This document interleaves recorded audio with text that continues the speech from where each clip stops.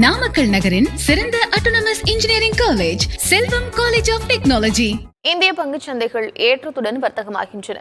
காலை 10:30 மணி வாக்கில் மும்பை பங்குச்சந்தையின் சென்செக்ஸ் 300 புள்ளிகள் அதிகரித்து 74,178 புள்ளிகளில் வர்த்தகமாகியது. தேசிய பங்குச்சந்தையின் நிப்டி 52 புள்ளிகள் உயர்ந்து 22,528 புள்ளிகளில் வணிகமாகியது.